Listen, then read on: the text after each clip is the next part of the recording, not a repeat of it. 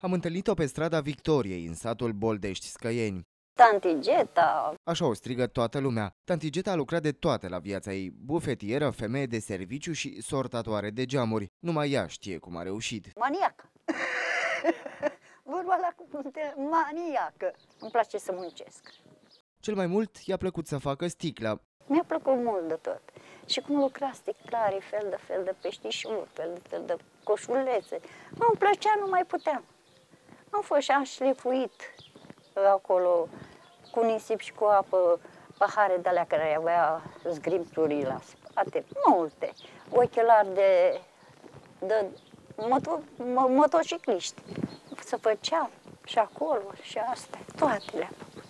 Nici acum, la bătrânețe, nu are astâmpăr. Face curat prin vecini, iar forma fizică și-o întreține ca în tinerețe. Faci un pic așa, hopa, hopa, hopa, hopa. După câteva ori, cât îți dă forță genunchi. Faceți în fiecare zi? Da, de câte ori mă scol.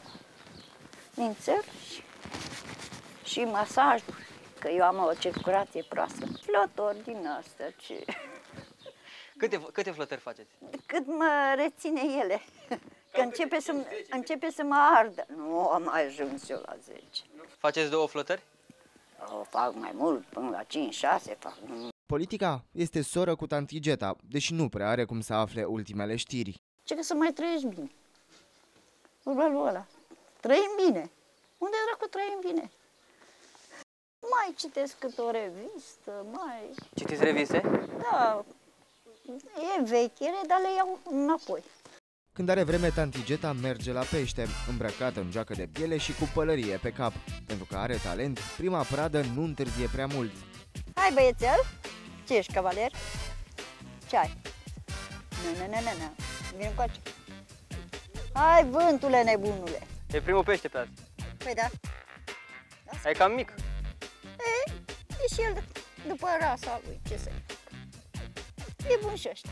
Nu vă e milă de pești? Nu mi-e. De ce lor le milă când mi-e foame? Nu mi-e milă. Pește. De-aia l-a dat Dumnezeu și Iisus Hristos a zis să mănânce pește. Tanti Geta pescuiește de o jumătate de veac și, ca orice pescar adevărat, are amintiri despre capturi teribile. Acolo e pește în partea la mijloc. Dansează apa. Na, la mijloc. Da, acolo. Se dansează ei. Care e tactica cea mai bună de prins pește? Să-l vezi că dansează plutica. Pește așa face. Pop, pop. Dar ce frumos e. Se ridică la soare și el să ia aer de căldură. Dacă cu pește vorbiți? Dacă vorbește cu mine bine, dacă ești supărați, nu-i bag în seamă. Hai mă, prindeți pe un pește, 2, 3, urmă ce fac? Ia-l-i!